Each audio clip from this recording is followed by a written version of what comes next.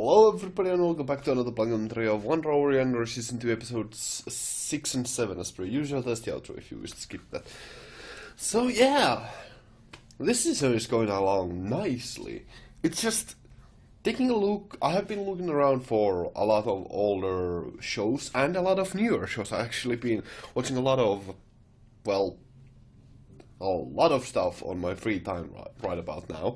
Like, it's surprising how high quality this is. Like, this is honestly some of the best animation work done with a really surprisingly tight budget that I've seen, and that is okay. That's not saying much coming from me, but still, it's like really surprisingly, it's really good production. I just absolutely adore how great this show, like how high quality it can be.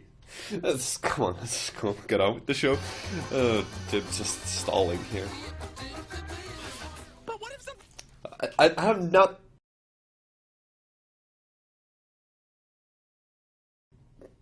That freeze frame though. I have not yet actually mentioned this, or I don't think I have actually complimented the show on this, but Wonder's dramatic overacting is actually, it's awesome. It's one of the greatest things about it, like how it can actually make the comedy so much more funny.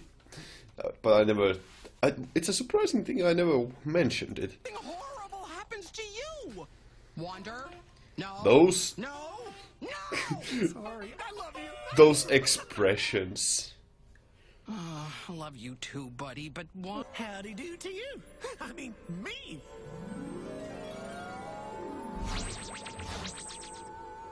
That is awesome! I know, right? And terrifying.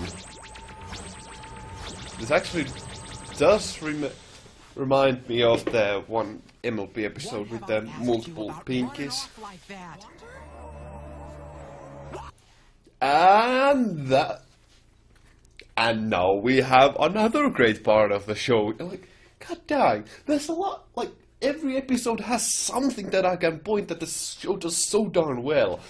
It can do this surprising part of conceptual abstract horror here, like this, where Wanda's reflections are part of his being when they come to life, thereby removing part of his essence, like this.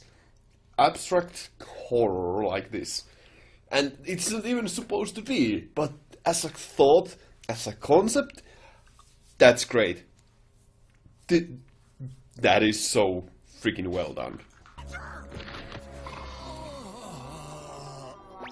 And it's a good thing that the show doesn't take it too seriously, because that could be a really horrifying concept. Actually, it already is. But it is clearly played for laughs, like here. And that is pretty good for the show, that it can bring up this kind of interesting this kind of interesting idea, but it doesn't restrict itself to being serious. Restrict might be a bit of a wrong word there, but you know, it wants to be funny and entertaining more than anything else. There was an interesting facial expression there.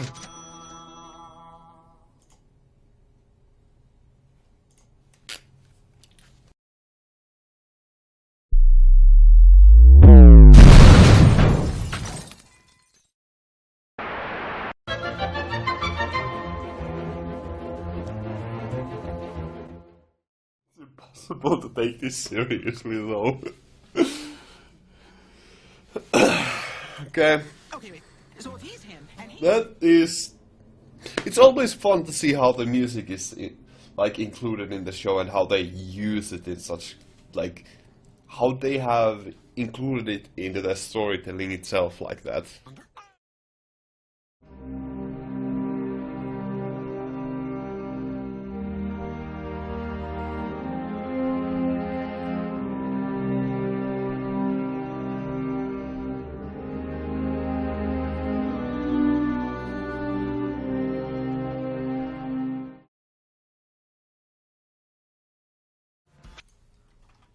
Interesting, actually.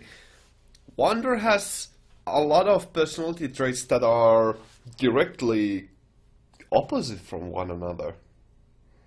Surprising. Tea time! Time for girl.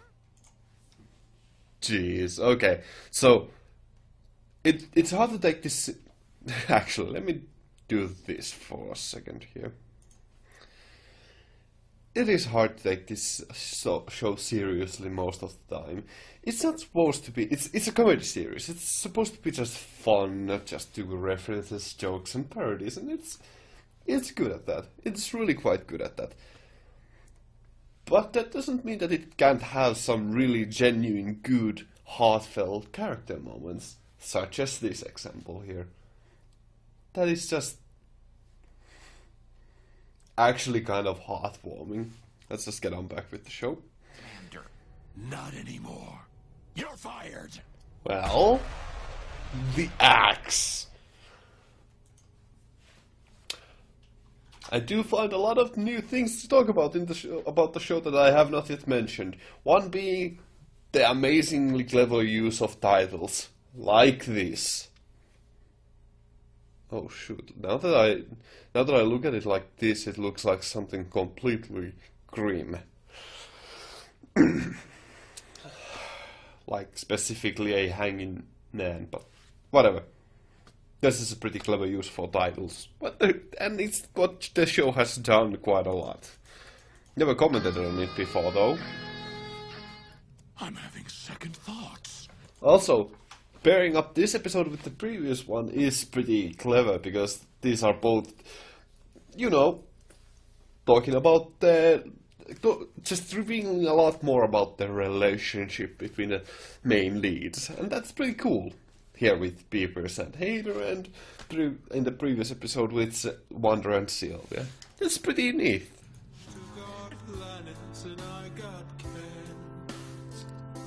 I'm gonna pause this here for a bit, but that's just like these lyrics are just like... I think the show does really good done with the lyrics, because they are always freaking amazing, like here, like describing the story so perfectly. And of course, the music isn't too bad either.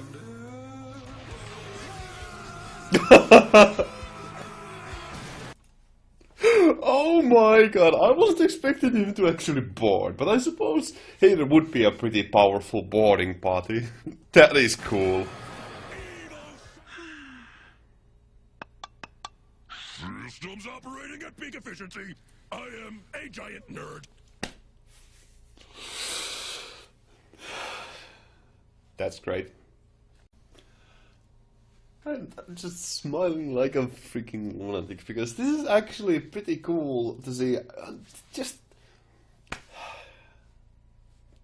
damn, I want a third season for this show, because the creators are just flexing their muscles here, just showing how much they can do with their format. The previous season was so clever with breaking a lot of the molds with the little cartoon shows, and just taking bold steps in new directions of how far they can stretch the format.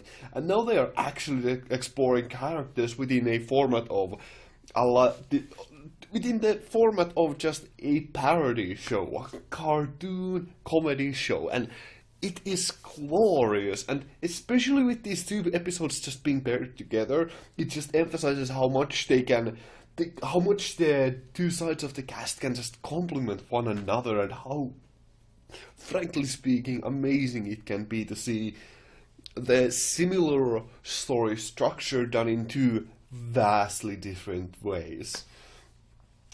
Just exploring one character, but really quite differently, or rather the relationship between the main characters. It's really good, really most excellent there. Of course, everything else came together in this episode as well, because, geez, I really admire how much they are just using sound design into their fullest effect here, with music always playing a huge part in the story and being used very creatively to either continue the story onwards or even tell the story in some parts, which is usual for cartoon shows, but never to this great of an extent. Usually they are not so well done, even if they are here very direct forward. It is, after all, a lot more childish show. It is supposed to be a lot very easy to understand, and dang, it does that really well. It's really, really quite magnificent.